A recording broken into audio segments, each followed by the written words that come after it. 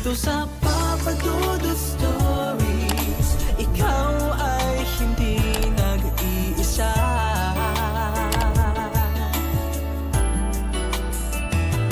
Dito sa Papa Dudut Stories, may nagmamahal sa'yo.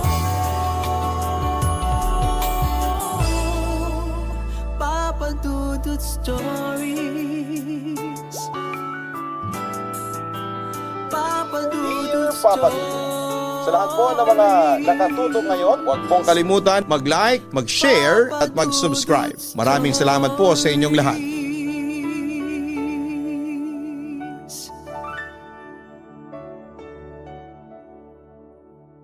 Walang tao ang dapat na kumitil sa buhay ng kapwa niya tao gaano man kalaki ang kasalanang nagawa nito.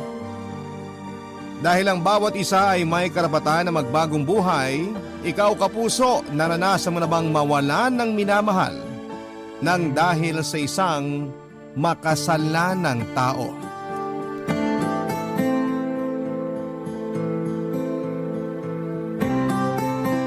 Ngayon, itago nyo na lamang po ako sa pangalang Myra, 60 years old, at isang dating manunulat sa local newspaper dito sa probinsya namin, na hindi ko na po babanggitin kung saan. Sa totoo lang, Papa Dudut, ay matagal ko na rin pong gustong sumulat dito sa inyong programa na Barangay Love Stories.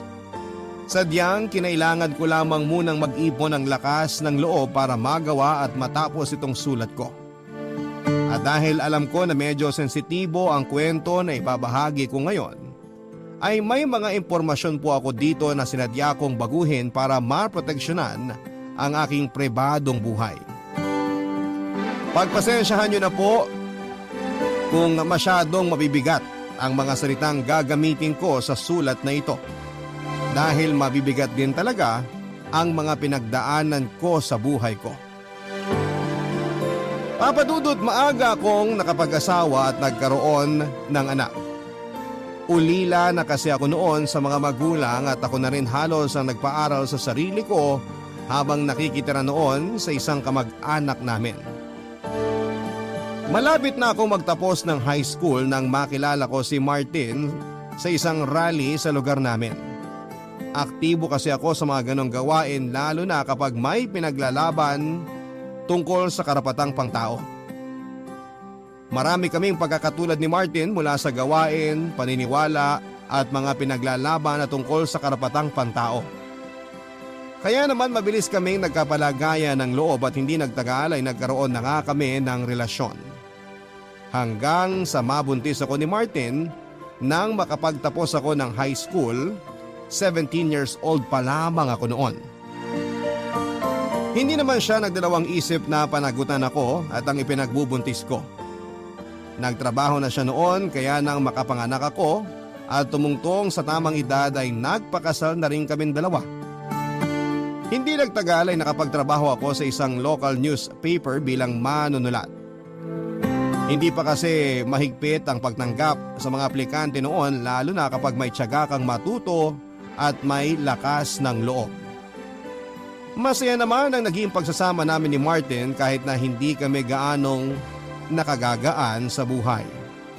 Kaya lang bago mag 3 years old ang anak naming si Kyla, ay namatay naman si Martin dahil sa isang aksidente, Papa Dudut. Sa minahan kasi siya nagtatrabaho at namatay siya noong gumuho ang kuweba kung nasaan sila na mga kasamahan niya. Nakuha naman namin at naipalibing ang katawan niya na wala ng buhay. Mula noon ay mag-isa ko nang tinaguyod ang anak kong si Kyla. Papa Dudut, napakahirap po ng lahat ng pinagdaanan ko. Napakahirap maging single parent. Pero walang hindi kakayanin basta para sa pinakamamahal kong anak, Papa Dudut.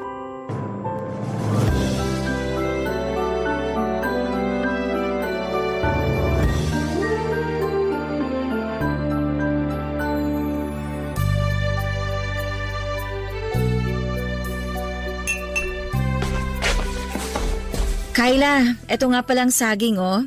Isabay mo dyan sa inaalmusal mong oatmeal. Salamat po, Mama.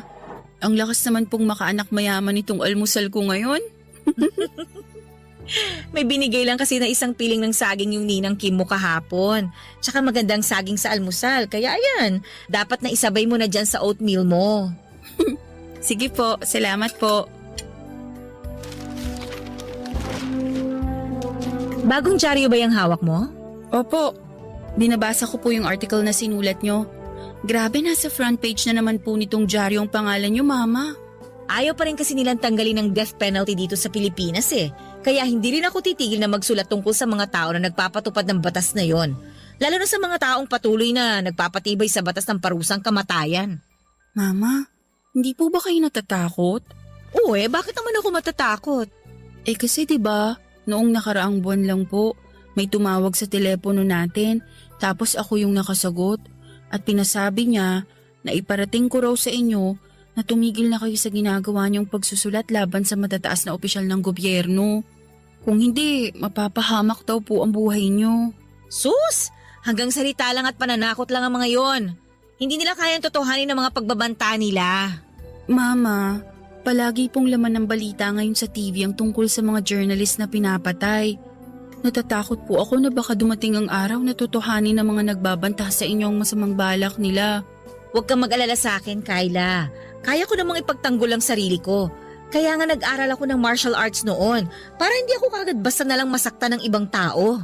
Mahirap pa rin pong kalaban ng mga taong may masamang pakay. Hindi nyo alam kung anong mapanganib na armas ang pwedeng dala nila sa oras na lapitan nila kayo. Palagi rin naman ako may balisong sa bag ko. Hindi pa rin po sapat yun para masabi nyong ligtas ang buhay nyo, Mama. O ano bang gusto mong gawin ko, anak? Hindi po ba kayo pwedeng humanap na lang ng ibang trabaho? O kaya mag-focus na lang kayo sa maliit yung negosyo na manukan para hindi na po nalalagay sa panganib ang buhay nyo. At para wala na po kayong natatanggap ng mga death threat. Ay, Kyla, matagal ko naman nang ipinaliwanag sa iyong tungkol sa trabaho ko, di ba? Hindi ko ginagawa to ng dahil lang sa pera. Ito yung nasimula namin ng papa mo. Magkasintahan pa lang kami, palagi na naming pinaglalaban at ipinagtatanggol ang karapatang pangtao. At ito yung tungkulin na hindi ko pwedeng basta nalang talikuran at kalimutan. Kahit po ang buhay niyong malagay sa panganib? Oo, kasi kung hindi ko gagawin to, sino na lang ang magiging boses ng mga taong gustong magbagong buhay pero pinagkakaitan ng pag-asa? Sino ang magtatanggol sa mga inosenteng tao na nakulong at nakapila sa parusang kamatayan? Pero 'di ba, hindi naman po lahat ng nakakulong sa bilangguan inosente. Yung iba po sa kanila, may kasalanan talagang nagawa sa batas. Kahit sinong tao pa ang makasalanan, lahat sila may karapatan na magbagong buhay. At yun ang karapatan na hindi ako mapapagod na ipaglaban sa maraming tao. Kaya wag mo kong masyadong alalahanin, Kyla. Kaya kong sarili ko. Ay, sige po, Mama. Basta mag-iingat po kayo palagi ha, lalo na sa mga taong kinakalaban ninyo. Papadudot, bukod sa pagsusulat sa dyaryo ay may maliit din po akong negosyo na manukan sa lugar namin. Nasimulan namin yon noong nabubuhay pa ang asawa kong si Martin at sa awa ng Diyos ay hindi naman yon nalugi at medyo napalago ko pa kahit napapaano. Kaya naman napag-aaral ko noon sa magandang university ang anak kong si Kyla. Nakasanayan ko na rin makatanggap noon ng mga death threat lalo na kapag lumalabas sa headline ng dyaryo ang sinusulat kong news article. Madalas kasi ay may kasamang patama at masasamang salita ang sinusulat ko laban sa mga matataas na opisyal ng gobyerno. Miyembro rin kasi ako ng samahan na ipinaglalaban ng karapatang pantao. At isa sa mga pinakaaktibo pagdating sa pag-arali lalo na kapag may bilanggo na naman na nasintensyahan ng parusang kamatayan. Naniniwala kasi ako, Papa Dudut, na lahat ng tao ay kayang magbago. Lahat tayo ay may karapatan na magbagong buhay. Kaya hindi yon dapat na ipinagdadamot sa kanino man. Pero nang dahil nga sa parusang kamatayan na yon ay nagiging maikli ang buhay ng tao. At yung mga minsang nagkasala na gustong maituwid ang kanilang landas ay hindi na nabibigyan pa ng chance na magkaroon sana ng maayos at bagong buhay. Papadudot, walang sino man sa atin ang may karapatan na kumitil ng buhay ng isang tao. Makapangyarihan man siya o mataas ang tungkulin dito sa ating bansa. Tanging poong may kapal lamang ang pwedeng magparusa sa mga taong makasalanan, Papadudot.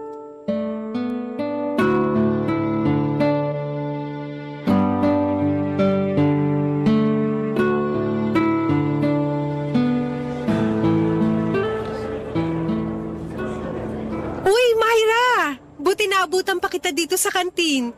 Pasabay akong kumain. Sige lang Kim, kakasimula ko lang din namang kumain. Akala ko talaga mag-isa na akong kakain dito sa kantin.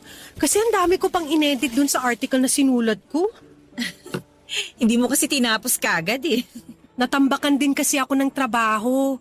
Uy, pero napansin ko na parang good mood si Boss Mel kanina sa meeting, ah. Oo nga eh, napansin ko rin yun.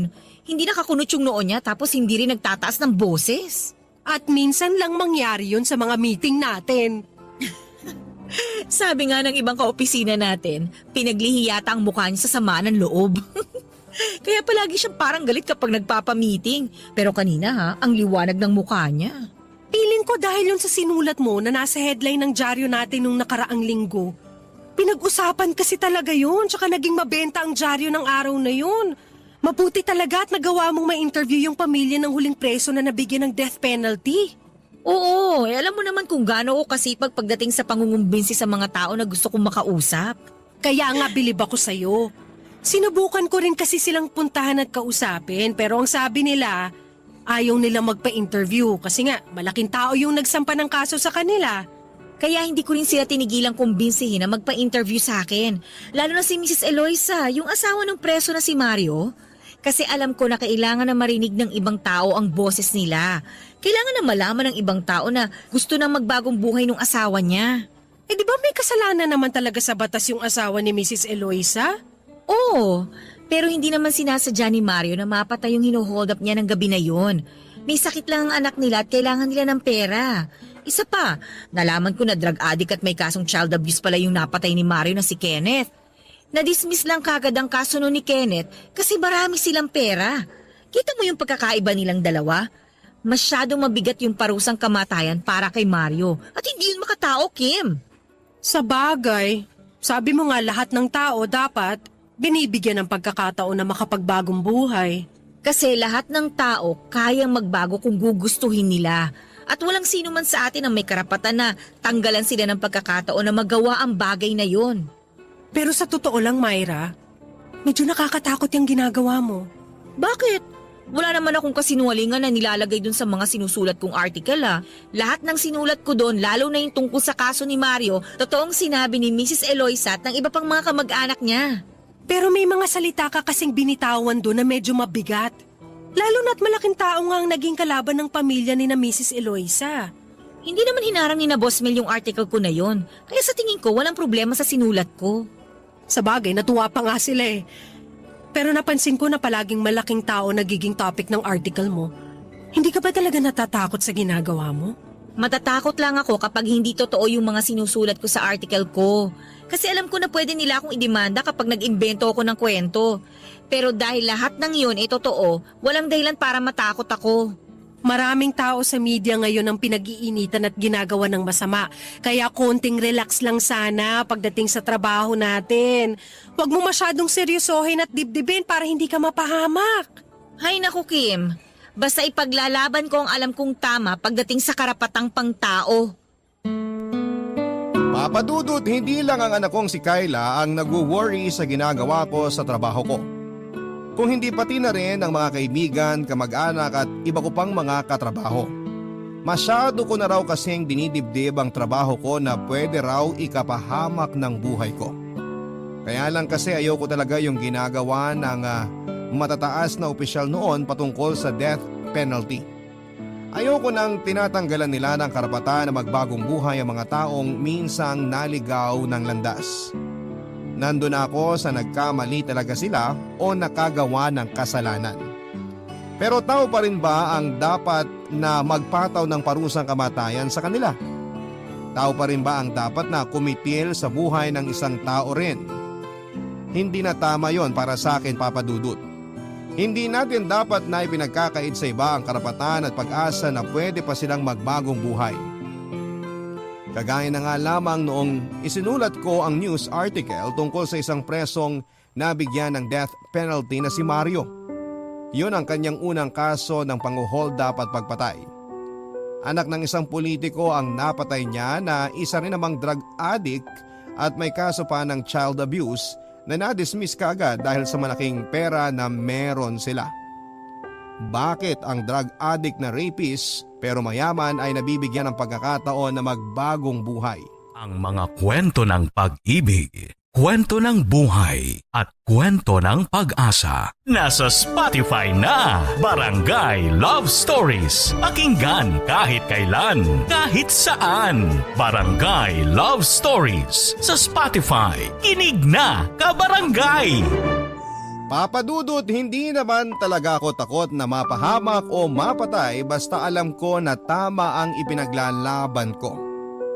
Kung may kinakatakutan man ako ng panahon na yon ay ang mapahamak ang nag-iisa at pinakamamahal kong anak na si Kyla.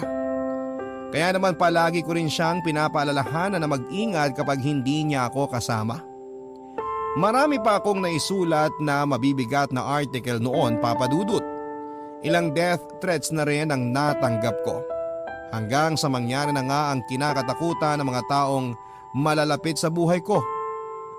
Nakasakay ako noon sa taxi at ipit kami sa traffic. Nang may isang lalaki na may sombrero at may panyong nakatakip sa kalahati ng kanyang mukha ang lumapit sa may tapat ng bintana ng upuan ko. At nagpaputok ng dalawa mula sa baril na hawak niya. Yon ang huli kong natatandaan bago ako nagising na nasa loob na ako ng isang kwarto sa ospital. Tumama sa may balikat ko at napli sa lieg ang bala ng baril na pinaputok sa akin ng taong hindi ko na nakilala, Papa Dudut.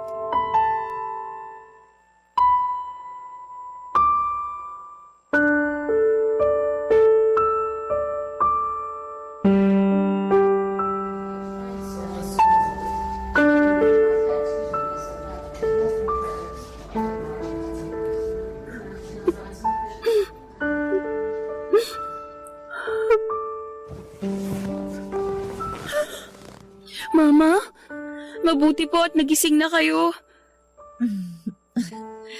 Oh, bakit ka umiiyak? Mama naman eh. Alam niyo naman po kung bakit. Buhay pa naman ako, kaya walang dahilan para umiyak ka dyan. Buong gabi po kasi kayong walang malay. Akala ko po talaga hindi na kayo magigising kahit pa sinabi ng doktor na stable na ang lagay ninyo. Bago lang yata kasi yung tao na nabayaran para barilin ako, kaya ayun, hindi ako masyadong napuruhan. Mama naman, ginagawa pang birong nangyari. Ano pong hindi napuruhan nandito kayo ngayon sa ospital? Pinapagaan ko lang naman ang loob mo, anak. Kasi alam ko na sobra kang nag-aalala sa akin. Kita mo nga yung mga mata mo, oh. Sobra nang namumugto sa kaiiyak mo. Kasi natakot po talaga ako nang may tumawag sa bahay at sabihin na nandito kayo sa ospital. Doon pa lang po, alam ko nang may nangyaring hindi maganda sa inyo. Tapos, hindi kaagad ako pinapasok ng doktor nung ginagamot nila kayo. Nakita ko na duguan kayo at pikit ang mga mata ninyo. Mama, akala ko po talaga. Akala ko po mawawala na kayo sa akin. Naku, ayan. Umiiyak ka na naman, anak. Naiiyak na rin tuloy ako dito. Aray ko. Mama, bakit po? Bigla kasing kumirot itong sugat ko. Yayakapin sana kita eh. Huwag na po muna kayo masyadong kumilos. Hahawakan ko na lang po tong kamay ninyo. Ay, mabuti pa nga dahil bumibigat talaga ang dibdib ko kapag nakikita kitang umiiyak ng ganyan. Sorry po, Mama. Alam ko po na ayaw niyo talagang nakikita na umiiyak ako. Kaya ang sabi ko sa sarili ko, hindi na ako iiyak kapag pumasok ako dito sa kwarto niyo. Kaya lang, hindi ko po talaga mapigilan ang mga luha ko. Kasi sobrang natakot po ako na mawala kayo sa akin. Sa totoo lang, natakot din naman ako eh. Natakot ako na mamatay dahil ayokong maramdaman mo na nag-iisa ka na lang sa mundo. Kayo na lang po kasi ang meron ako, Mama. Lumaki ako nang wala na si Papa sa tabi ko at nakasanayan ko na po yun. Pero hindi ko alam kung magagawa ko pa yun kapag kayo naman po ang nawala sa akin. Mama, pwede po bang mag-iba na lang kayo ng trabaho? Anak, hindi pwede. Bakit po? Kasi naniniwala ako na kaya ako naligtas ngayon para maipagpatuloy ko pa lalo ang trabaho kong ito. Hindi pwedeng mabawasan ng mga taong kagaya ko na nagtatrabaho at nagtatanggol sa maliliit na tao. Kailangan pa nila ako sa trabahong to, anak. Pero kailangan ko rin po kayo, Mama. Ayoko na po kasi talaga kayong mapahamak. Hindi na mangyayari ulit to. Pangako ko yan sa'yo. Dodoblihin ko yung agimat na palagi kong dala para maprotektahan ako. Mama naman ginagawa na namang biro ang lahat. Para lang tumigil ka na sa pag-iyak mo. Sige ka, papangit ka sa ginagawa mo na yan. Mama, hindi na po magbabago ang itsura ko. Kamukha ko po talaga si Papa.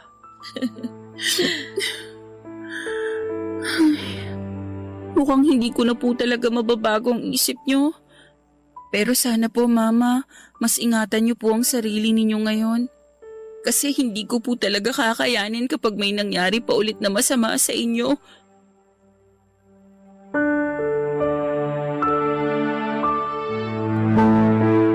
Papadudot, handa na rin talaga akong mamatay noon nang pinaglalaban ang paniniwala at prinsipyo ko.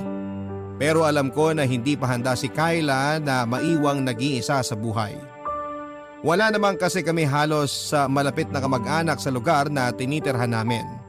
Kaya sa kanya talaga ako mas nagwo-worry sa oras na may masamang mangyari sa akin noon. Ganon pa man ay hindi rin ako umalis sa trabaho ko sa kabila ng makailang ulit na pakiusap sa akin ni Kyla. Kahit pa totoong nalagay na sa bingit ng kamatayan ng buhay ko, hindi po yun sapat na dahilan para bitawan ko ang trabaho ko. Isa pa ay naniniwala talaga ako noon na kaya hindi kagad ako kinuha ng Diyos nang mga panahon na yon ay para ipagpatuloy ko ang tungkulin ko bilang totoong alagad ng media.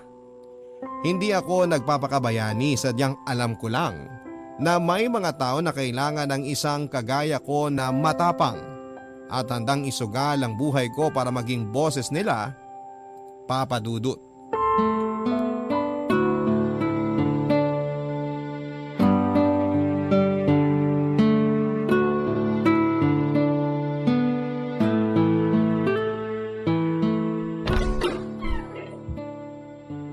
Mama, dahan-dahan lang po sa paglalakad. Kumapit lang po kayo sa braso ko. Oo, Kyla. Pero kaya ko namang maglakad. Hindi mo na ako kailangang alalayan pa. Baka lang po kasi ma-out of balance na naman kayo, kagaya nung nasa ospital tayo. Muntik na kayong matumba kanina.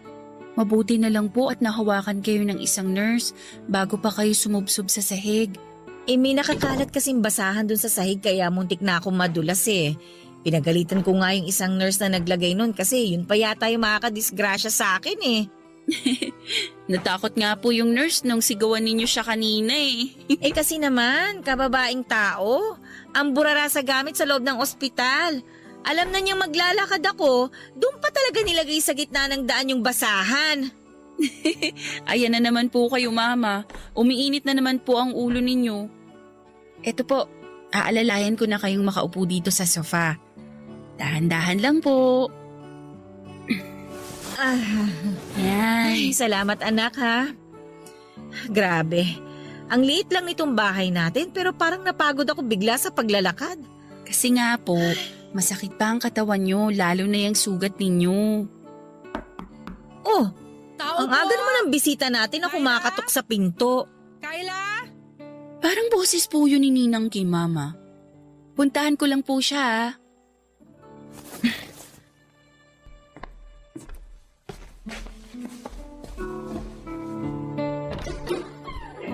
Sabi na kayo po yan, Ninang Kim eh.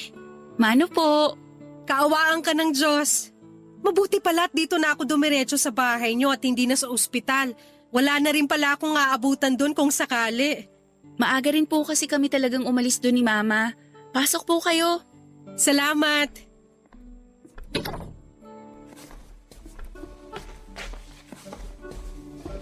Mama, magtitimpla lang po ako ng kape para sa inyo ni Ninang Kim. Maiwan ko po muna kayo dito sa sala ha. Salamat anak ha. Oh, Myra! Nakakatuwa naman at mukhang malakas ka na ulit. Ganun talaga kapag may agimat na palaging dala. Yun pa rin ba yung agimat na binigay sa atin nung matandang na interview natin? Tungkol sa pagkamatay ng anak niya? Oo, yun nga. Nako, sayang at naitapong ko na yung sa akin. Ilang taon na rin kasi ang nakalipas mula nung makuha natin yun. Effective pala talaga. Pero matanong ko lang, may lead na raw ba ang mga pulis sa kung sinong nag-utos na barilin ka? Kagaya ng inaasahan ko, wala pa rin. Hindi nga rin ako umaasa na mahuhuli pa yung mastermind dito eh. O kahit man lang yung lalaki nagtangkang tumapos sa buhay ko. Sa dinami-rami ng masasamang nangyayari dito sa bansa natin, uunahin pa ba naman ang mga pulis yung sa akin? Eh sino ba naman ako, 'di ba? Isang hamak na taga-media lang naman ako. Pero hindi ka ba natatakot na baka balikan ka pa rin ng taong yun? Natatakot, syempre. Eh pero ano magagawa ko kung nakatakda na talaga akong mamatay? Mapipigilan ba natin yon? O at least, mawala man ako sa mundong ito, sigurado naman ako na marami akong natulungan at naipaglaban ng mga tao. Grabe, iba talaga yung prinsipyo at katapangan mo, Myra. Ano ka ba? Pare-pareho lang naman tayong taga-media na matatapang. Pero Kim, may pabor sana akong hihilingin sa'yo. Ano yun? Nag-aalala kasi ako sa anak kong si Kyla. Siya talagang mas iniisip ko sa tuwing malalagay sa panganib ang buhay ko. Kaya kung hindi man ako palaring makaligtas ulit sa susunod na may magtangka sa buhay ko, ikaw na sanang bahala sa anak ko ha. Huwag mo sana siyang pababayaan. Papadudot mula na mangyari ang pagkakaligtas ko sa nagtangka ng masama sa buhay ko ay unti-unti ko nang na-realize noon na hindi na talaga biro ang pinasok kong trabaho at ang pakikipaglaban ko sa paniniwala ko. Naging sunod-sunuran din noon sa balita naging sunod-sunod din noon ang balita ang tungkol sa mga journalist na pinapatay dito sa lugar namin o kahit sa iba pang mga bayan. May mga nakakaligtas na kagaya ko pero karamihan ay talagang nasasawi ang buhay. Pakiramdam ko tuloy noon ay palaging may nakaabang sa akin sa labas ng bahay namin. O kaya ay may nagmamatsyag sa akin sa labas ng opisina. Hindi ko alam kung napaparanoid lamang ako pero palagi kong nararamdaman noon na hindi na talaga ligtas ang buhay ko. Kaya naman bago pa man may masamang mangyari sa akin noon ay pinagplanuhan ko na mga bagay o tao na maiiwan ko kung sakali man na mamatay ako, Papadudut. Kasama na nga sa mga plano ko noon ay yung nag-iisang anak ko na si Kyla. Ang mga kwento ng pag-ibig, kwento ng buhay at kwento ng pag-asa. Nasa Spotify na, Barangay Love Stories. Pakinggan kahit kailan, kahit saan. Barangay Love Stories sa Spotify. Kinig na, kabarangay! Sa totoo lang, Papadudut, ay hindi naman talaga ako naniniwala sa mga agi-agimat na yan. Hindi rin totoo yung sinasabi ko na palagi kong dala yung agimat o kwintas na bato na ibinigay sa amin ni Kim noong isang matanda. Hindi ko na nga rin alam kung saan ko naitago yon sa loob ng bahay namin ng mga oras na yon. Ginagamit ko lang na biro ang agimat na yon para maipakita ko sa ibang tao na naniniwala ko na hindi kaagad ako mamamatay. Pero doble ingat na rin talaga ako noon, lalo na sa mga taong kinakausap ko. Nagsusulat pa rin po ako ng patungkol sa mga matataas na taong nananamantala ng mahihina o mahihirap. Patuloy pa rin po ako sa pakikipaglaban sa karapatang pangtao.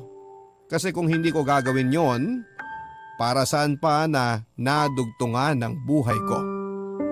Palagi rin akong alerto sa paligid ko at sa mga taong nakapaligid sa akin.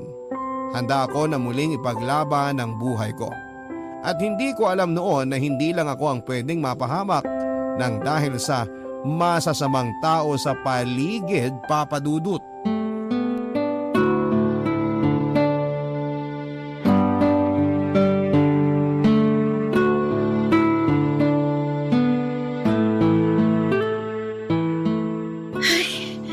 Nasaan na kaya si Kyla?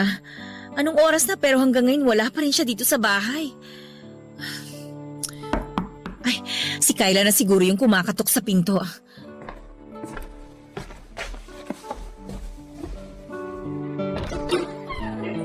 Hi, Myra! Oh, ikaw pala yan, Kim. Alika, tuloy ka. Salamat. Kasi hindi ka pumunta sa bahay kanina para sa birthday party ng anak ko. Hinintay pa naman kita. Kaya pinuntahan na kita.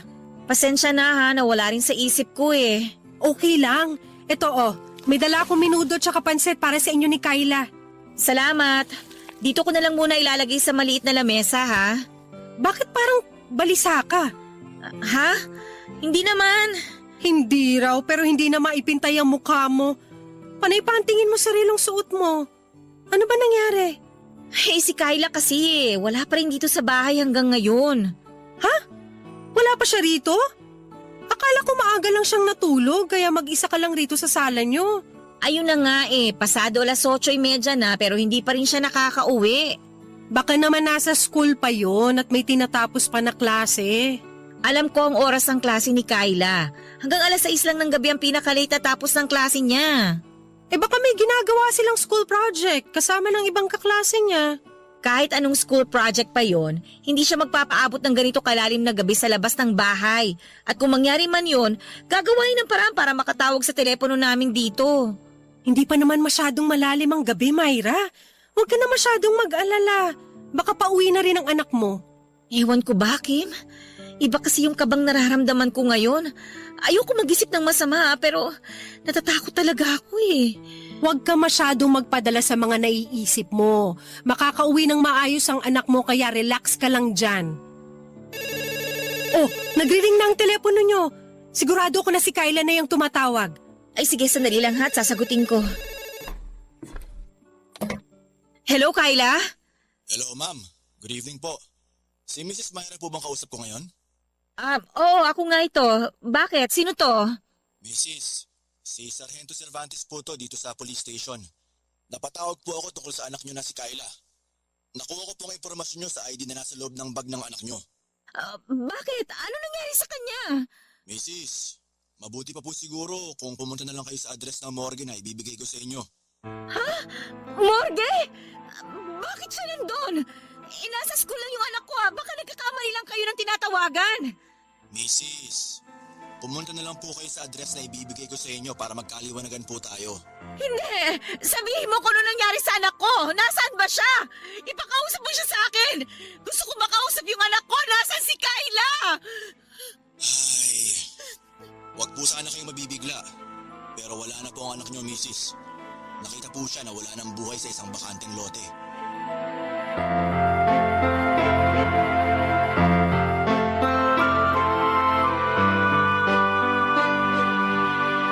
Kaagad na nanghina ang buong katawan ko nang marinig ko ang sinabi ng boses ng lalaki sa kabilang linya sa telepono, Papa Dudut.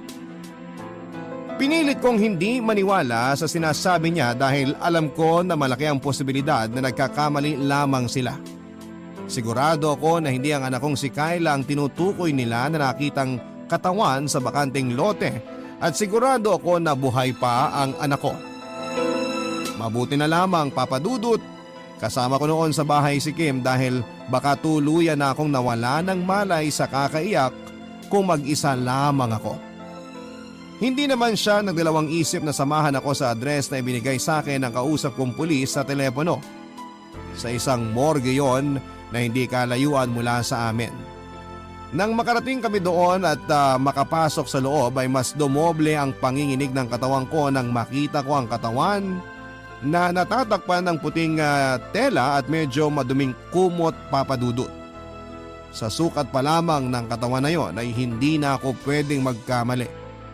Pero nananalangin pa rin ako noon na sana'y hindi talaga si Kyla ang nagmamay-ari ng katawan na yon. Hanggang sa halos panawa na ako ng ulirat na pilit kong pinigilan nang tanggalin na ang kumot at tuluyang bumungad sa akin ang mukha ng pinakamamahal kong anak. Awang-awa ko sa sinapit at itsura ng anak ko, Papa Dudut. Duguan ang ulo niya na para bang ilang beses na pinukpok. Bugbog din ang mukha niya, punit ang blusa niya at may ilang saksak sa tagiliran at wala na siyang suot na pang-ibaba. Grabe yon, Papa Dudut. Para bang nararamdaman ko ang hirap na pinagdaanan niya noon bago siya binawian ng buhay, bago siya patayin ng demonyong nagsamantala sa kanya. Sinabi sa akin ng pulis noon na may lead na sila kung sino ang gumawa noon sa anak ko.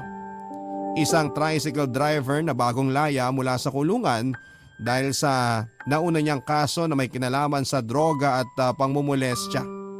At sa pangalawang araw ng burol ng anak ko ay tinawagan ako ng pulis para ipalam sa akin na nahuli na nila ang drug addict na namantala at kumitil sa buhay ng anak kong si Kayla, Papa Dudut.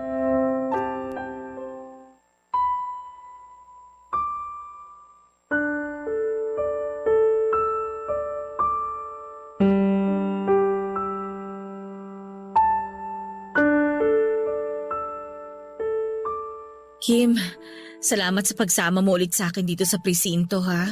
Wala yun. Siyempre hindi ko naman nahahayaan na mag-isa ka lang dito ngayon. Mabuti na nga lang at napakiusapan ko yung pinsan mo na mag-asikaso muna doon sa burol ni Kayla. Kaya nga eh. Pupunta pa naman daw mamaya sa bahay niyo mga kaklase ni Kayla para makiramay. Sigurado naman ako na maaabutan pa natin ang mga batang yun pagbalik natin sa bahay. Oo, kasi ang alam ko nag-aalala din sila sa'yo. Pero Myra, sigurado ka ba na kaya mo na siyang harapin ngayon? Oo, kaya ko. May ibang araw pa naman na pwede mo makilalang suspect na yun. Hindi na ako maghihintay pa ng ibang araw. Pero pwede naman nating ipagpaliban na lang muna to para kahit paano... Hindi na kailangan, Kim. Kakayanin ko to. O sige, basta nandito lang ako sa likod mo.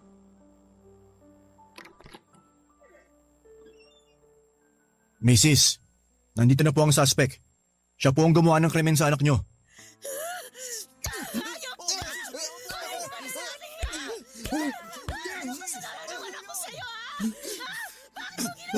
Tama na yun! Pasensya na po, ma'am. Pasensya? Pasensya kasi pinagsamantalahan at pinatay mo ang anak ko! Alam mo ba kung ilang taon pa lang siya? 17! 17 years old pa lang ang anak ko pero binaboy at pinatay mo siya! Pinatay mo ang anak ko! Hayop ka! Ma'am, pasensya na po talaga. Pero wala po ako sa sarili ko nung gawin ko ang bagay na yun. Wala sa sarili pero ilang beses mong sinaksak ang anak ko! Hindi ka ba na kontento? Pinukpok mo pa ng bato ang ulo niya! Tao ka ba talaga, ha? O demonyo ka na sumabi sa katawan na yan! Ma'am, pasensya na po talaga. Pinagsisisihan ko na po ang nagawa ko sa anak niyo. Patawarin niyo po sana ako. Kapag ba pinatawad kita ngayon, mabubuhay pa ang anak ko! Ha? May babalik mo pa ba ang buhay ng anak ko? Ha? Sabihin mo sa akin! Sabihin mo sa akin, demonyo ka!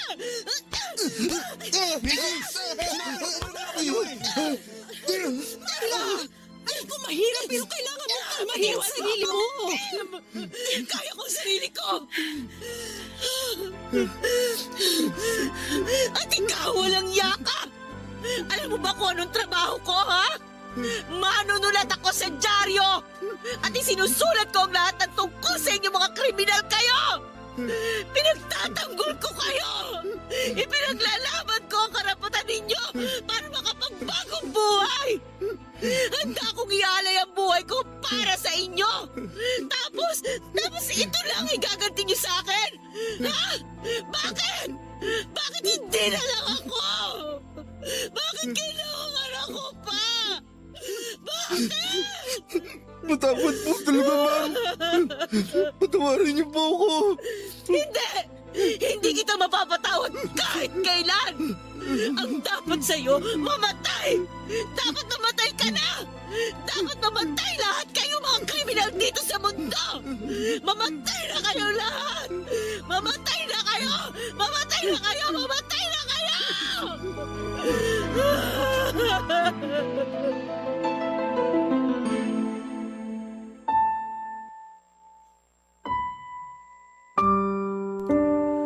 Papadudot, muli ko pang nasampal ang lalaking nagsamantala at pumaslang sa anak kong si Kayla. Nasundan pa yon ng pagsabunot ko sa kanya bago ako tuluyang hinila ni Kim at ng isa pang pulis.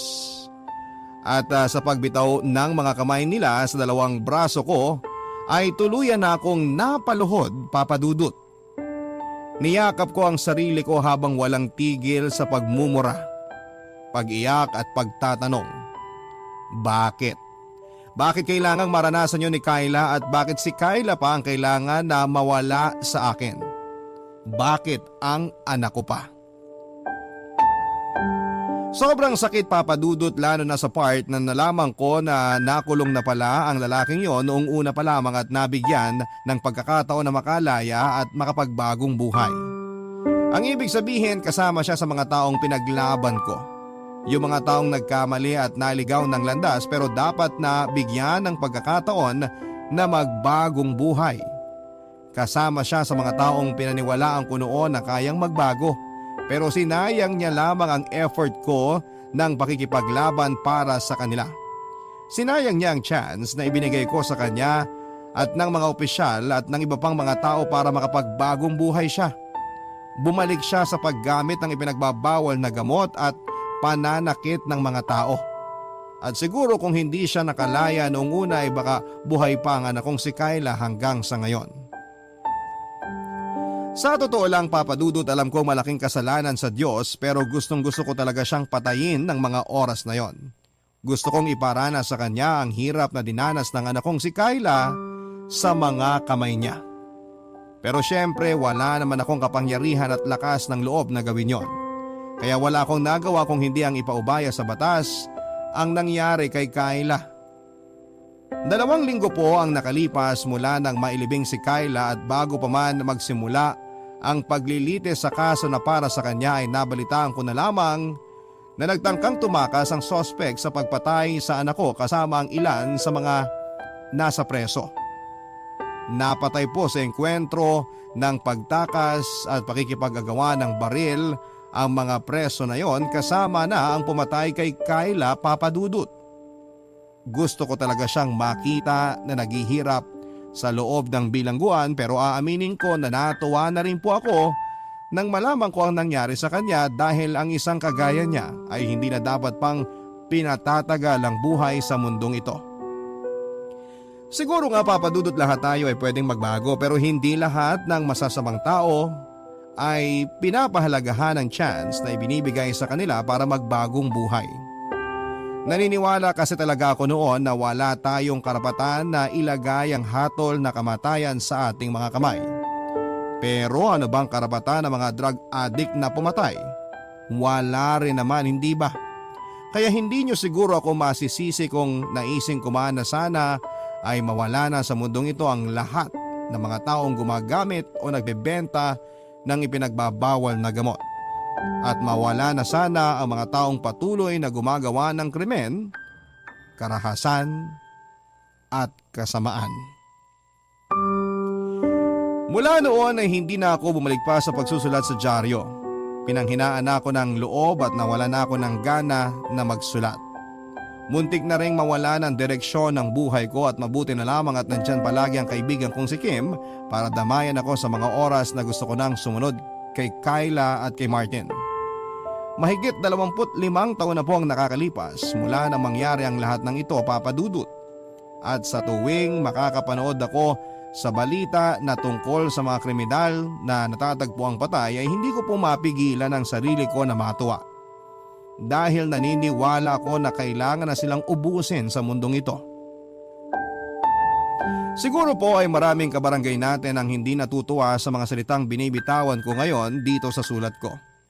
Pero sa isang kagaya ko na minsang naging boses at tagapagtanggol ng mga kriminal na nawala ng na nawala ng anak ng dahil din sa mga kriminal, ay hindi niya naman po siguro ako masisisi kung maghinanakit man ako sa mga kagaya nila. Dahil hindi ako magdurusa ng ganito katagal kung hindi dahil sa mga taong gumawa ng krimen sa mundong ito. At dito ko na rin po tinatapos ang inyong forever kapuso at kabarangay, Myra. Ang buhay ay maiwaga, laging may lungkot at saya. Sa Papa Dudut Stories, laging may karamay ka. Mga problemang kaibigan, dito ay pakikinggan ka. Sa Papa Dudut Stories, kami ay iyong kasama.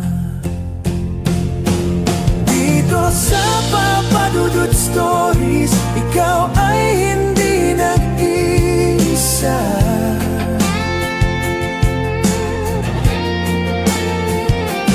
Dito sa Papa Dudut Stories, may nagmamahal sa'yo.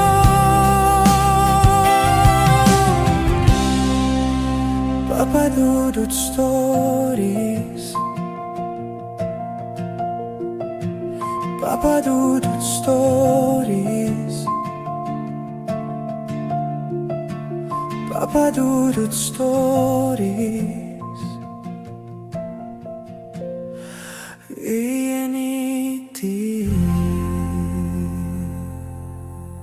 Dito sa Papa Dudut Stories, ikaw ay hindi nag-iisa.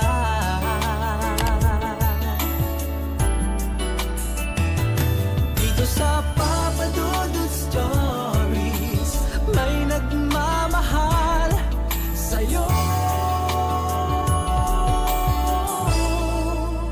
Papa Dudut Stories, Papa Dudut Stories. Sa lahat po ng mga nakatutok ngayon, huwag pong kalimutan mag-like, mag-share at mag-subscribe. Maraming salamat po sa inyong lahat.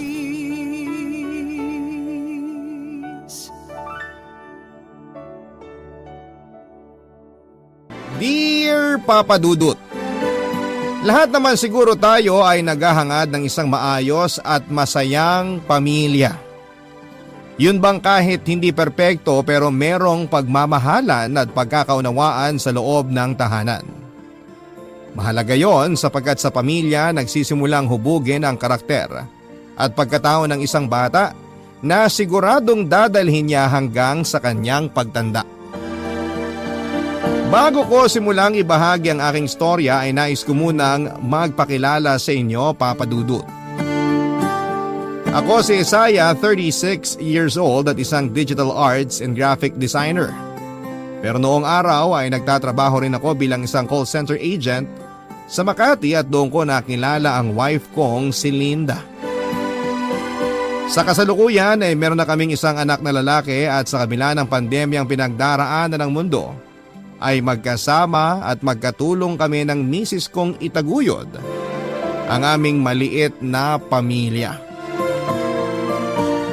Papa Dudut, 8 years ago ay na-diagnose ako na may PTSD or Post-Traumatic Stress Disorder. Nagsimula yon sa pamilyang kinalakhan ko. Bata pa lamang ako ay nakakaranas na ako na bugbugin, maltratuhin ang sarili kong ama. Oo, isang abusive person ang tatay Hector ko. Bukod sa akin ay malimit din niyang sinasaktan ang nanay Miranda ko. Lalo na kapag nagtatalo sila tungkol sa pera o mga bisyo ni tatay. Bukod po sa pamimisikal ay minumura at hinihiya rin kami mag-ina ni tatay at sa murang edad na 17 years old ay walang araw sa buhay ko na hindi ko hiniling sa Diyos. Na sana'y pinanganak na lamang ako sa ibang pamilya o hindi na lang sana ako isinilang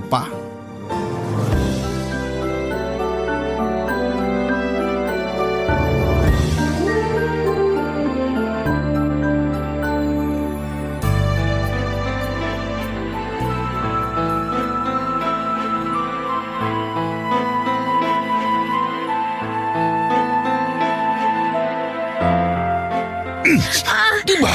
Sinabi ko sawang-sawa na ako sa tuyo tamatis. Bakit yan na naman ang hinahin mo lintik ka? Mahal, yan lang kasi ang kasya sa pera natin eh. Sinungaling! Anong ibig mo sabihin na yan na lang ang kasya sa pera natin? Di ba binigyan kita ng pera para may pambili tayo ng masarap na ulam? Binigyan mo nga ako ng pera, pero nung nakaraang linggo pa yun.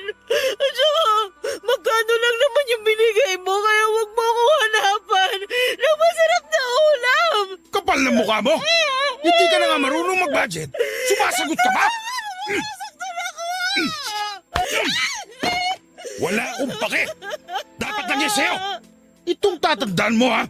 Sa susunod na aabutan kita ng pera. Responsibilidad mong pagkasyahin yun. Wala akong pakialam kung anong magic ang gagawin mo. Basta pagkasyahin mo. Naiintindihan mo? Pinagkasya ko naman, pero ano magagawa ko kung kulang nga? Sumasagot ka pang lintik ka, ha?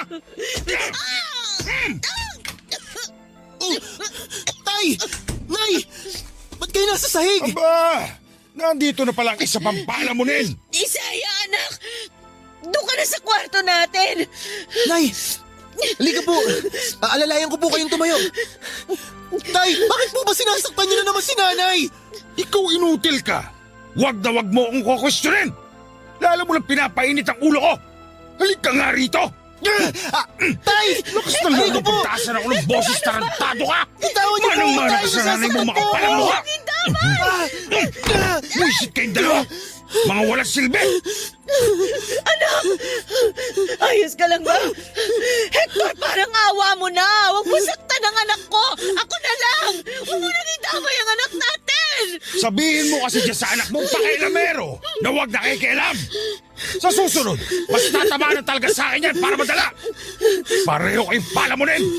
Wala na kayong ginawang maayos, mga inutil kayo! Makabili na nga lang ng makakain! Yung masarap! Hindi tulad nitong niluto mo parang basura! Weh! Umalis ka nga dyan! Maharang-harang kang ulupong ka!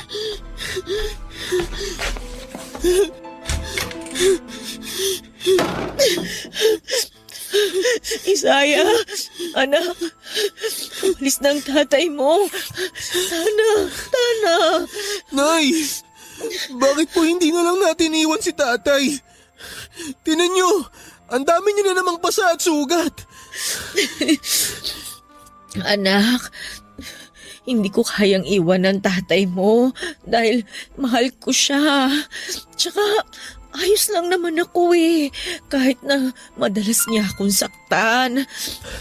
Nay, ano po bang pinagsasabi niyong mahal niyo pa rin si tatay? Hindi niyo po ba nakikita kung gaano siya kasamang tao? Anak, hindi totoong masama ang tatay mo.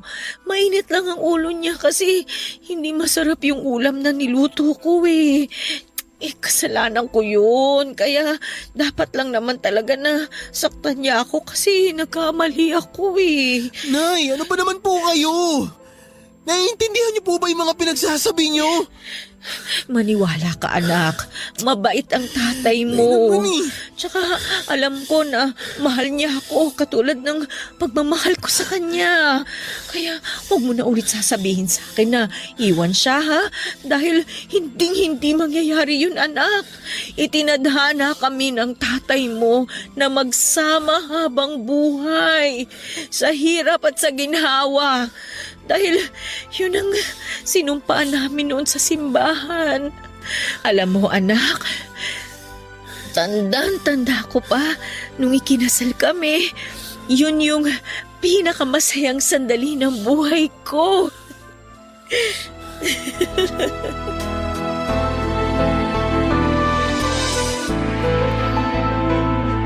Ang ganong uri ng pagmamaltrato ni tatay ay kinalakihan ko na nga, Papa Dudut. Maraming beses ko na rin namang ginusto na umalis sa amin para takasan ang kamay na bakal ng sarili kong ama, subalit ayoko namang iwanan ang aking nanay, Papa Dudut. At dahil hindi rin naman niya kayang iwan noon si tatay dahil sa bulag niyang pagmamahal, para dito ay ako naman ang nagsasakripisyo. Papa Dudut, habang nagbibinata ako ay nagsimula ko na rin kamuhian ng nanay ko. Maraming beses ko siyang kwestiyon noon kung bakit niya hinahayaang tratuhin siya ng ganon ni tatay. Ang paulit-ulit lamang niyang ikinakatwiran ay mahal niya ito at hindi niya kayang iwanan. Nang tanungin ko siya kung ako ba na anak niya ay mahal din niya, tanging paghingi lamang ng tawad ang naitugon niya sa akin. Doon ako nagsimulang manlamig sa sarili kong ina. Hanggang isang araw noong 20 anyos na ako ay nadatnan ko na lamang na bumubula ang bibig ng nanay Miranda ko at katabi ng bangkay niya ang walang lamang bote ng panlason sa daga at iba pang mga peste. Halos gumuho ang mundo ko sa pagpapakamatay ni nanay, Papa Dudut, subalit may bahagi sa puso ko na lalo lamang namuhi sa kanya dahil sa pag-aabandona niya sa akin sa piling ng mapang-abuso kong tatay. At hindi nga ako nagkamali dahil simula noon ay ako na ang naging sentro ng pangbubugbog ng sarili kong ama.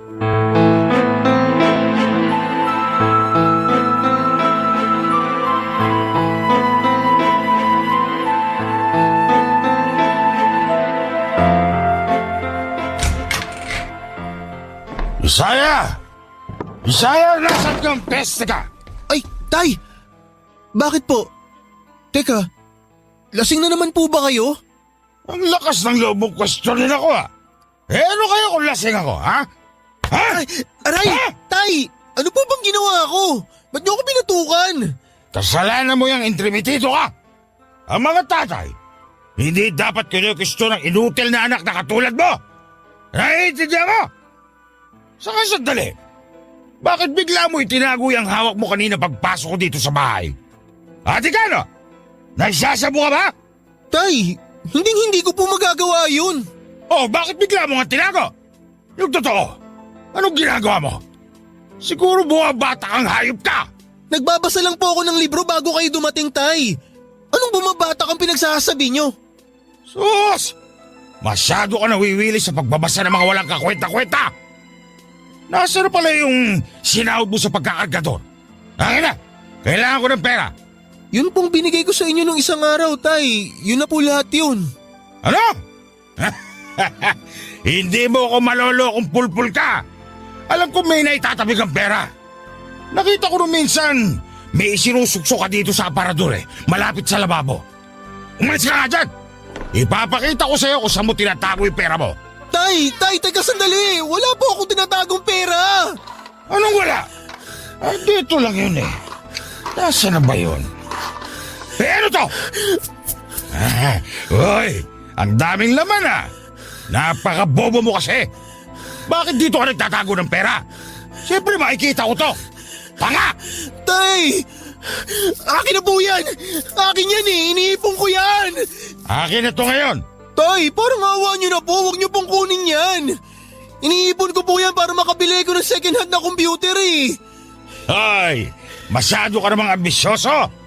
Barya lang naman tong pera mo, paano ka makakabili ng ganon? Tsaka hindi kayang intindihin ng utak mong gamonggo yung mga computer na yan. Ibibili ko na lang to ng alak para may pakinabang ka naman. Tay! Huwag nyo naman papakialaman yan. Akin po yan Akin na yan! Ano ba kayo? mo! Makulit ka tayo Akin na ng po yan! tarantado ka, ha? Ano? Ha? Tay!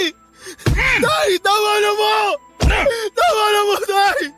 Sa susunod kasi, huwag mo na akong kinokontrang gago ka. Gusto mo pa kasing nasasaktan ka. O paano? Mauna na ako, ha? Salamat pala rito sa ipon mo. Pag kailangan mo ako, nandun lang ako sa bar ni Paring Pancho. Ang sama niyo! Napakademonyo niyo! Ano ka mo? Yan ang dapat sa'yo, buwisit ka! Masyado kang maraming sinasabi! Ikaw ang demonyo, tanga! Salot ka sa buhay ko! High school lamang ang natapos ko noon dahil sa kahirapan, Papa Dudut. Hindi kasi sapat ang perang kinikita ni tatay sa pagtatrabaho sa construction kaya hindi na ako noon nakatungtong pa sa kolehiyo. Samantalang bukod sa paminsan-minsang pagtitinda ng mga kakanin ay taong bahay lang din ang nanay ko noong nabubuhay pa ito. At matapos ngang mawala ni nanay ay mas lalong naging maliit ang mundo para sa amin ni tatay. Papadudot, kahit naman sino ay hindi papangarapin ang buhay na meron ako ng mga panahong yon.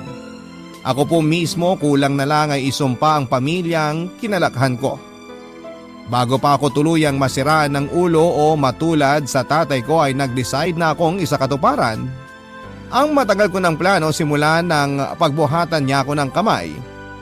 Katwiran ko noon ay wala na si nanay. Wala na rin dahilan para manatili pa ako sa bahay namin at tiisin ang masamang ugali ni tatay.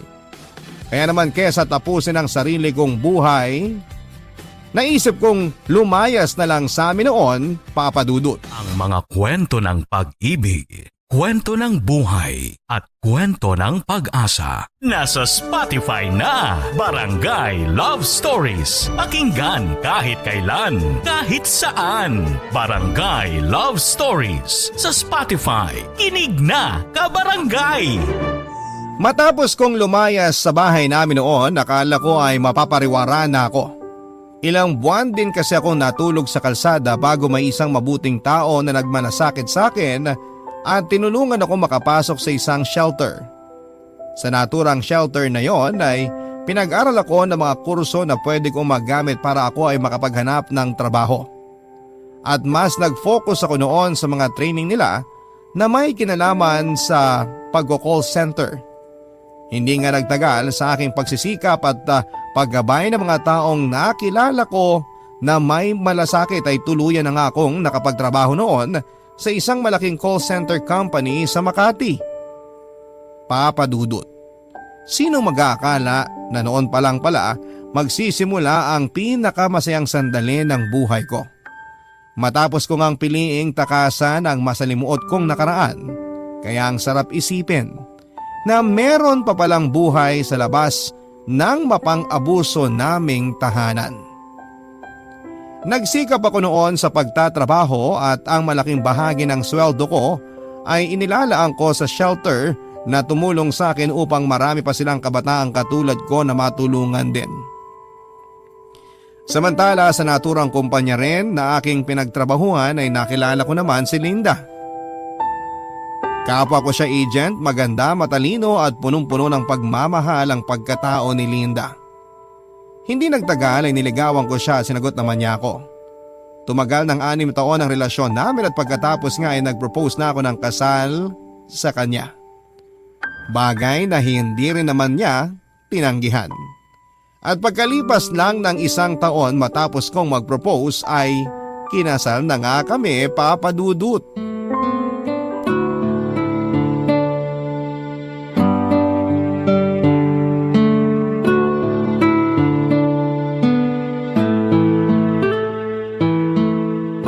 Sige ate. Ay. Oh, ang lalim nun ah. May problema ba? Sino yung kausap mo? Pinsan ko. Si Ate Geraldine. Anong sabi? Mabuti na lang daw nakuha niya number ko. Matagal na raw niya akong kinokontak. May sinabi siya sa akin tungkol sa tatay ko. Tatay mo? Bakit? Anong nangyari? Bale, tumawag sa akin si Ate Geraldine para sabihin na hindi na raw niya kayang alagaan si tatay sa kanila. Kasi may pamilya siyang dapat na mas iniintindi. Ako daw dapat ang gumagawa ng pag-aalaga kay tatay kasi ako yung anak. Nabanggit niya rin na paralisado na si tatay mula sa bewang pababa. Na-aksidente daw si tatay. Nahulog mula sa scaffolding na tinutungtungan niya sa construction site. Napasama raw ang bagsak niya kaya naparalisa. Nako, paano na yan, mahal? Kawawa naman ang tatay mo. Mahal. Alam kong responsibilidad ko yun bilang anak. Kaso kapag kinupkup ko siya, syempre dito siya tutuloy sa atin. Ayos lang ba yun sa'yo? Ano ka ba? Syempre ayos lang sa akin yun, no? Malaki naman tong bahay na napundar natin. May ekstrang kwarto para sa tatay mo.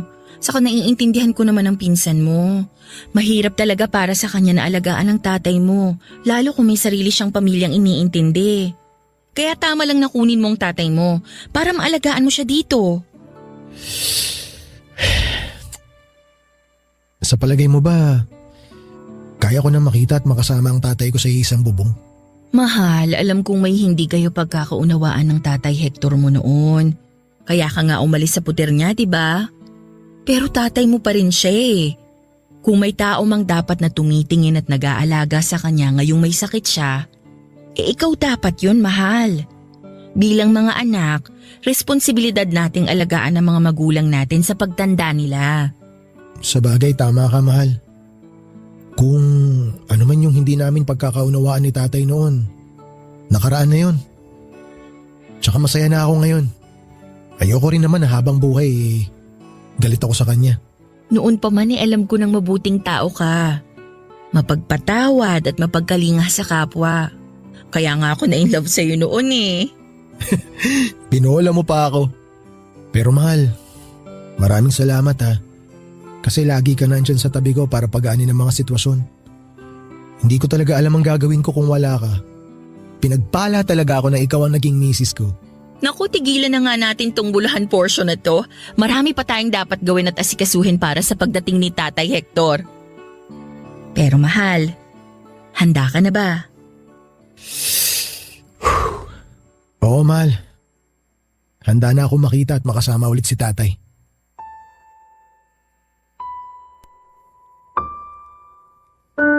Sa kabila ng pinagdadaanan ko ay natutunan ko sa shelter kung saan ako noon nanatili ang tungkol sa konsepto ng pagpapatawad. Lalong-lalo na sa mga tao na nagkasala sa akin sa nakaraan.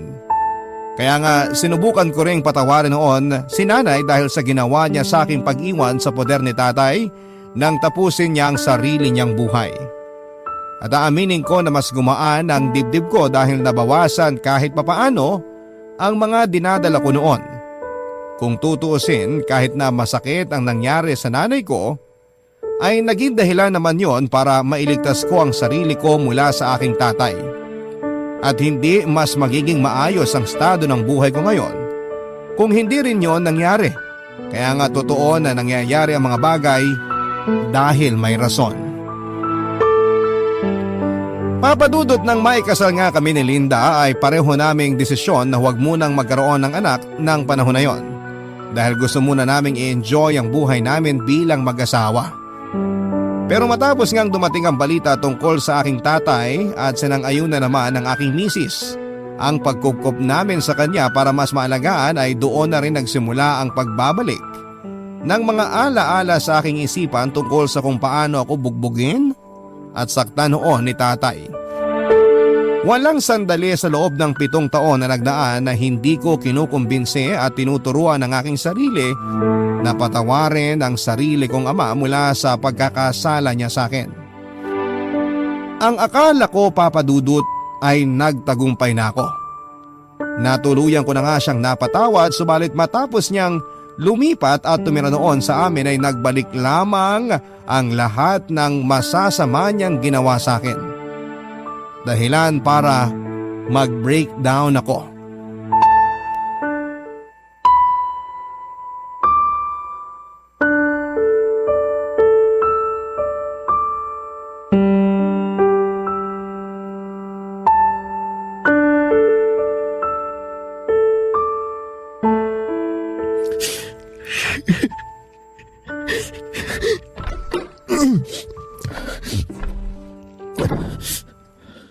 Ay, mahal, hindi ka pa bababangon? Wala ka bang pasok sa trabaho ngayon? Hala, na paano ka? Uy, mahal, bakit ka umiiyak? Mahal, akala ko handa na ako eh. Pero nung makita ko siya ulit, bumalik lahat ng mga masasamang alaala. Pero mahal, okay ka naman nung mga nakaraan ah. Pinipilit ko lang maging okay. Sa totoo lang natatakot ako. Ni ayokong lumabas ng kwarto. Kasi tuwing nakikita ko si tatay, naiisip ko may hawak siyang pamalo tapos iahataw niya sa akin. Kaya nga nandito lang ako sa kwarto eh. Ayokong lumabas kasi makikita niya ako. Natatakot ako. Natatakot ako lumabas, mahal. Mahal, paralisado na ang tatay mo. Hindi na siya nakakapaglakad. Kaya imposible na masaktan ka pa niya ulit. Ha? Anong hindi niya ako masasaktan? Anong paralisado? Mahal, hindi totoo yan. Hindi siya paralisado. Malakas pa sa kalabaw ang tatay ko, mahal. Maniwala ka sa akin. Dati nga, sinusuntok niya si nanay sa mukha eh. Kaya pumuputok at dumudugo ang uso ng nanay ko. Tapos, alam mo ba, tuwing sinasabunutan niya ako, parang mabubunot yung buhok ko sa anit, mahal. Kaya nga sinasabi ko sa'yo, malakas ang tatay ko. Hindi siya paralisado, nagpapanggap lang siya, mahal. Kaya ayoko lumabas ng kwarto kasi sasaktan niya ako. Mahal, yan ba ang tunay na dahilan kung bakit umalis ka noon sa puder ng tatay mo? Kasi sinasaktan niya kayo ng nanay mo? Oh, kumalma ka lang, mahal. Takot na takot ka. Nanginginig ang mga kamay mo. Pasensya ka na, mahal, ha? Takot na takot lang talaga kasi ako eh. Akala ko hindi lang kayo nagkakaintindihan ng tatay mo kaya ka umalis sa inyo. Ngayon ko lang narinig na sinasaktan ka pala niya. Bakit hindi mo kunwento sa akin na ganyan pala ang nangyari sa inyo? Akala ko kasi talaga okay na ako. Pero bigla na lang bumalik lahat ng mga pinagdaanan ko sa kanya noon. Sinubukan ko namang pigilan tong nararamdaman ko simula nung kinupkup natin siya eh. Kaso hindi ko kaya. Hindi ko kinaya. Mahal, hindi ka na masasaktan pa ng tatay mo. Dahil hindi na siya nakakakilos dun sa higaan niya. Alam ko na mahirap ang pinagdaanan mo noon. Pero wala ka nang dapat katakutan sa ngayon. Ang totoo niyan, lalo nga akong humanga sa'yo. Dahil sa kabila ng lahat, inaalagaan mo pa rin ang tatay mo. Akala ko nagawa ko ng patawarin si tatay. Pero mali ako, mahal. Maling-mali ako. Nung makita ko ulit yung mukha niya, naramdaman ko lahat yung mga latay ng bawat palo niya sa akin noon. Naramdaman ko ulit lahat ng mga suntok at tadyak niya sa akin. Pati yung mga malalakas na pag-iyak ng nanay ko, mahal. Naririnig ko ulit. Sa sobrang lakas, nakakabingi. Binabalikan ako ng mga bangungot ko na akala ko natakasan ko na. Uminahon ka lang, mahal. Di ba sinabi ko na sa'yo na hindi mo na kailangang matakot? Kasi hindi ka na niya masasaktan. Hindi ka na mag-isa ngayon, mahal. Kasama mo na ako. Ipinapangako ko, hinding-hindi ka na masasaktan ng tatay mo. Paano ba may pagmamalaki ng isang batang lumaki sa mapang-abusong pamilya ang sarili niyang mga magulang? Yan ang dahilan ko noon kaya mas pinili kong huwag magbahagi ng aking nakaraan sa ibang tao.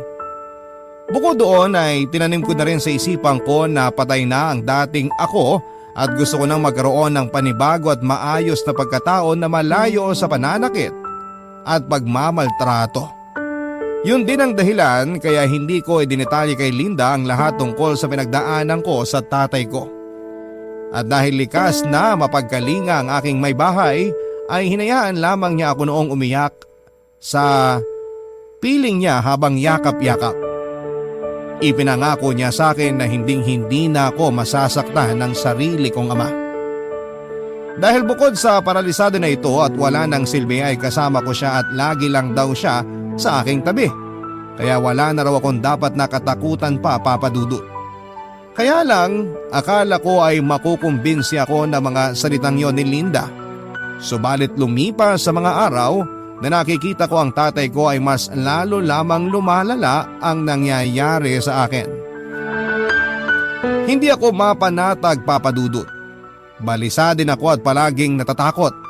Mas lumala din ang hallucinations ko at pag-worry na baka anumang sandali ay maulit na naman ang pananakit sa akin ng tatay ko. Doon na nga lalong nagsimulang magbago ang pagkatao ko. Ang mga kwento ng pag-ibig, kwento ng buhay at kwento ng pag-asa. Nasa Spotify na, Barangay Love Stories. Pakinggan kahit kailan, kahit saan. Barangay Love Stories sa Spotify. Kinig na, kabarangay! Kung may isang bagay na nagpapalala ng trauma ko noon sa tatay ko ay ang mismong tatay ko rin, Papa Dudut. Paralisado na nga ang kalahati ng kanyang katawan subalit matalim pa rin ang kanyang dila at mapang-insulto pa rin siya kung tumingin. Nandyan yung minsan niyang sinabi sa akin na wala pa rin akong kwentang tao sa kabila ng estado ko sa buhay. Na isa pa rin akong uhuging bata na walang alam at kung ano-ano pa. Lahat ng iyon ay binabalik wala ko lamang dahil hanggang salita na lamang naman ang magagawa niya. Inakala ko rin kasi na immune na ako na hindi na ako maapektuhan ng mga sinasabi ng tatay ko subalit mali pala ako, Papa Dudut. Noon din ay nagdesisyon kami ni Linda na kumuha ng taong magbabantay kay tatay at iintindi sa kanya habang wala kami sa bahay. Pero hindi nagtatagal ang mga nakukuha namin dahil na rin mismo sa ugali ng tatay ko, Papa Dudut. Kaya nga kahit anong iwas ang gawin ko ay ako pa rin ang nag-aasikaso sa kanya.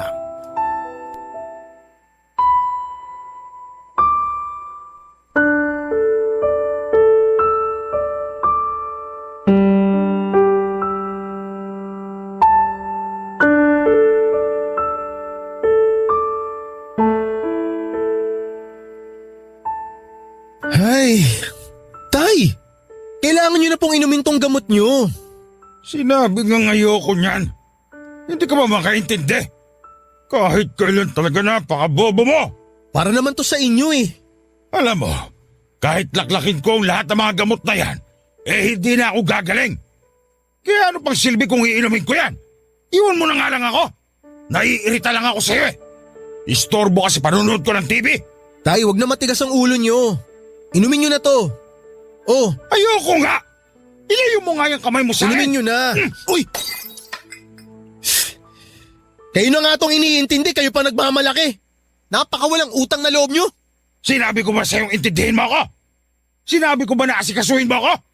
Alam mo, ayos na ako nun kina Geraldine eh. Kung bakit kasi kinuha ko mo ako doon, buwisit ka. Hoy!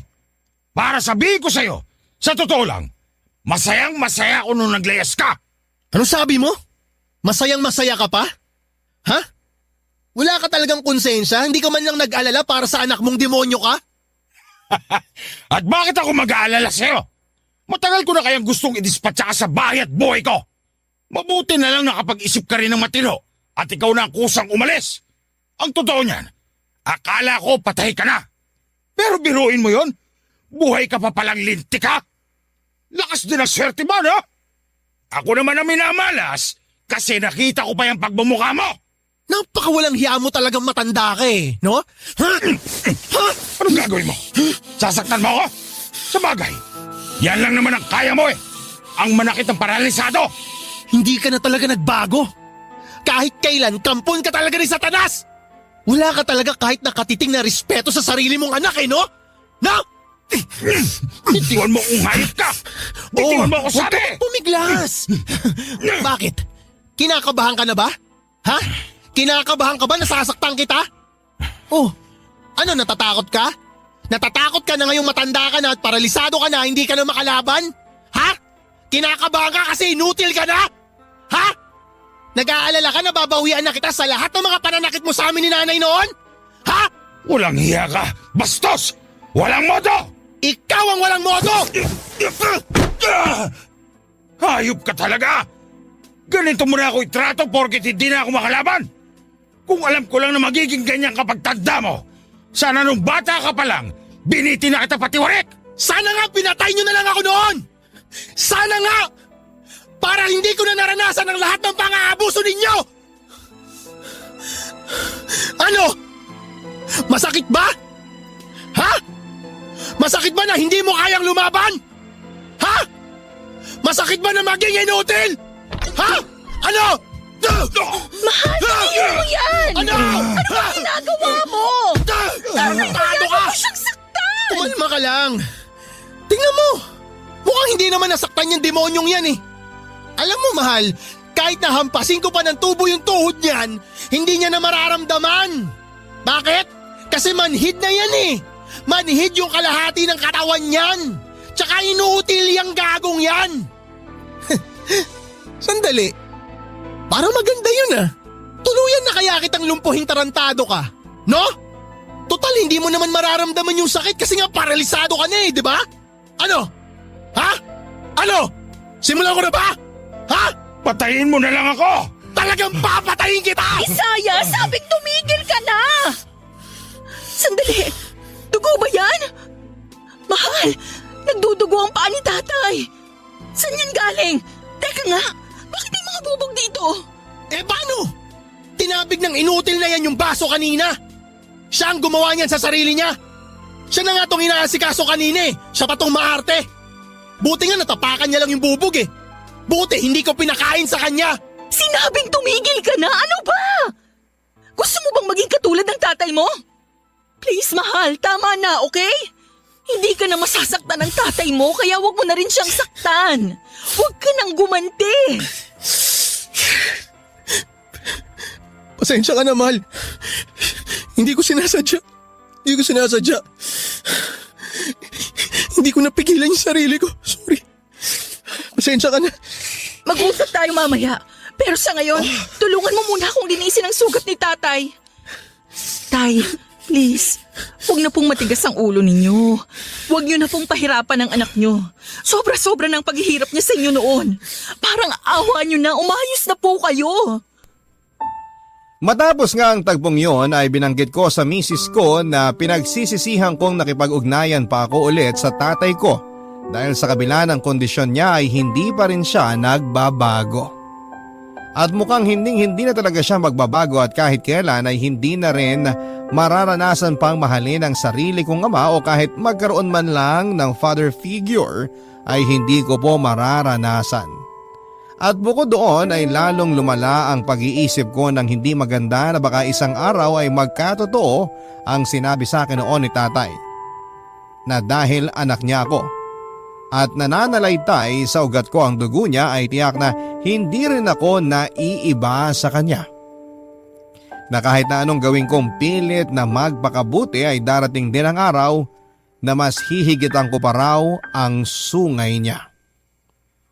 Papadudot, takot na takot ako noon at labis na naapektuhan ang buong sistema ko.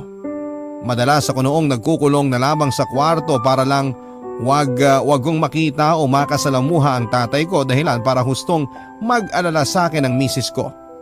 Doon na rin niya na isipan na kausapin ang malalapit naming kamag-anak na hindi nga magandang ideya ang pagkupkup namin sa tatay ko at kung maaari ay ilipat na lamang ang pag-aalaga nito sa kanila. Tutulong na lamang kami sa mga gastusin ng mga pangangailangan at gamutan ni tatay. Pero hindi yun nangyari. Dahil ilang linggo lang ang lumipas mula ng aming malalang engkwentro ay inatake naman sa puso si tatay habang natutulog dahilan para hindi na siya magising at tuluyan ang sumakabilang buhay. Ang pangyayaring yon ang naging mitya upang tuluyan akong malugmok, papadudot. At kahit na matapos ilibing noon si tatay ay wala pa rin akong kagana-gana sa buhay at mga bagay na dati kong ginagawa.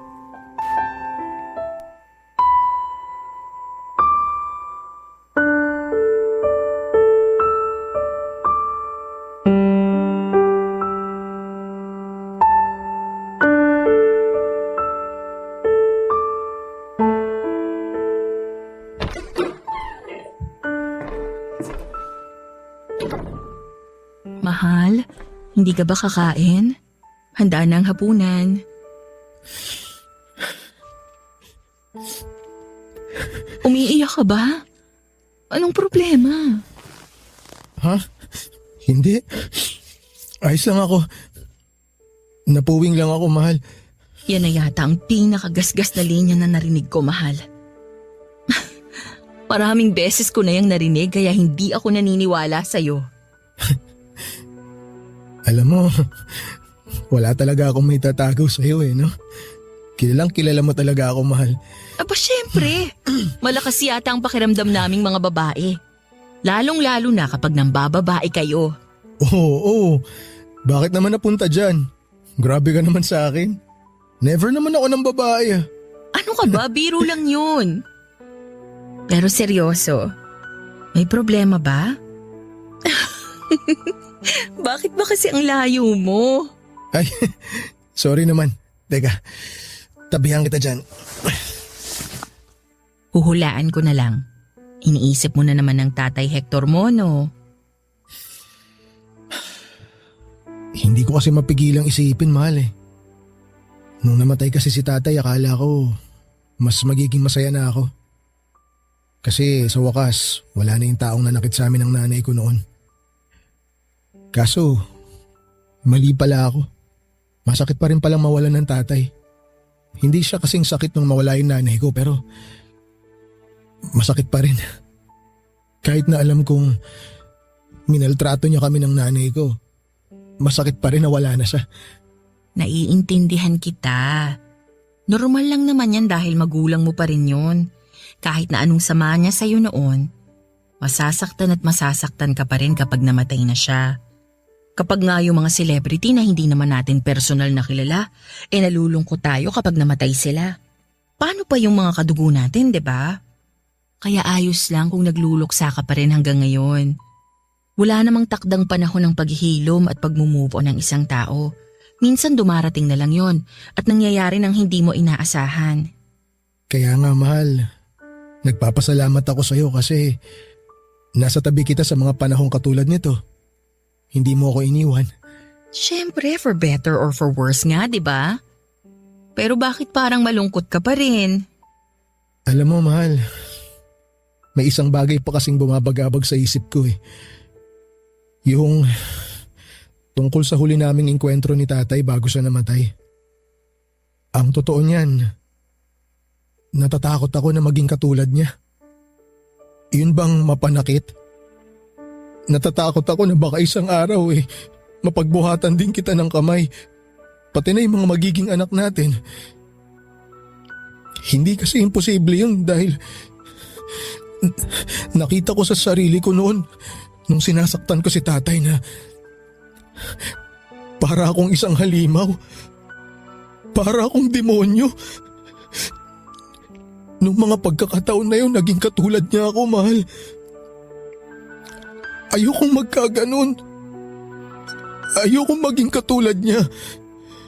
Ayokong iwan mo ako. Ayokong ipamana sa mga anak natin yung ganong klase ng buhay. Katulad nung pamanang iniwan sa akin ng mga magulang ko. Mahal, alam mong hindi mangyayari yon dahil magkaibang tao kayo ng tatay mo. Hindi porke iisang dugo na nananalaytay sa ugat ninyo, magiging katulad mo na siya. Makinig ka sa akin, Isaya. Hinding-hindi mangyayari ang kinatatakutan mo dahil tutulungan kita.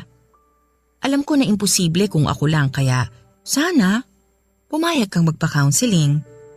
Hayaan mong tulungan ka rin at gabayan ka ng mga eksperto para tuluyang maghilom yung trauma mo. Huwag ka mag-alala. Hindi kita iiwan tulad ng kinatatakutan mo. Alam mo, sa totoo lang, hindi ko alam kung anong nagawa kong mabuti nung nakaraang buhay ko para ibigay ka ng Diyos sa akin, mahal. Hindi lahat ng tao lumalaking may role model. Yung iba, lumalaki kasama yung mga tao na ayaw nilang tularan pag tumanda na sila. Katulad mo, ikaw na mismong nagtanggal sa sistema mo ng hindi magandang ugali na akala mo minana mo sa tatay mo. Kaya naman proud na proud ako sa'yo. Alam mo yan, di ba? Kaya huwag ka na masyadong mag-alala dahil magiging maayos din ang lahat. Papa Dudut, malaking bagay sa akin na nasa tabi ko lamang ang may bahay kong si Linda para samahan ako sa madidilim na sandali ng buhay ko. Dahil kung wala siya, siguradong maraming beses na akong naligaw. Kung tutuusin ay tama naman siya nang sabihin niyang magkaibang tao kami ni Tatay Hector. At yun nga ang pinanghahawakan ko hanggang sa ngayon. Matapos ang pag-uusap namin yon ay nagpakonsulta nga kami sa eksperto at doon ko nga nalaman na may PTSD ako. Pero sa tulong at pananatili ni Linda sa aking tabi, habang nagka-counseling ako ay unti-unti na akong nakakaalpas sa madilim at nakakatroma kong nakaraan. Hindi na rin po ako madalas bangungutin sa gabi at hindi na rin po ako masyadong nagwo-worry na baka isang araw ay magbalik si tatay para manakit muli. Siyang tunay na malaking dagok para sa isang bata, ang pamilyang kanyang kinalakhan. Kung paano siya tratuhin at kausapin ang kanyang mga magulang o kung sino mang miyembro ng kanilang pamilya ang siyang huhubog sa pagkatao niya pag lumaki na siya. Kaya nga po mahalaga na punuin natin ng pagkalinga at pagmamahala ng ating tahanan upang yon ang maipamana natin sa ating mga anak. Papa Dudut, maraming salamat po sakaling mapili po ninyong itampok ang kwento ng buhay ko at sana'y mayroong mga kabarangay natin ang na-inspire sa akin. More power po sa Barangay Love Stories at mabuhay tayong lahat. Ang inyong forever kapuso at kabarangay, Isaya. Ang buhay ay mahiwaga, laging may lungkot at saya.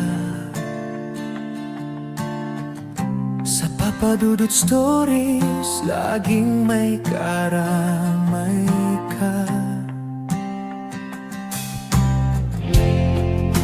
Mga problemang kaibigan, dito ay pakikinggan ka. Sa Papa Dudut Stories, kami ay iyong kasama. Dito sa Papa Dudut Stories, ikaw ay hindi nag-iisa.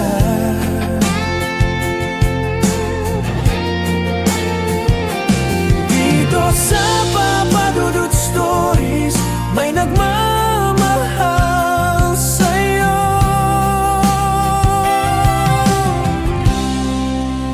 Papa Dudut Stories, Papa Dudut Stories, Papa Dudut Stories. ENET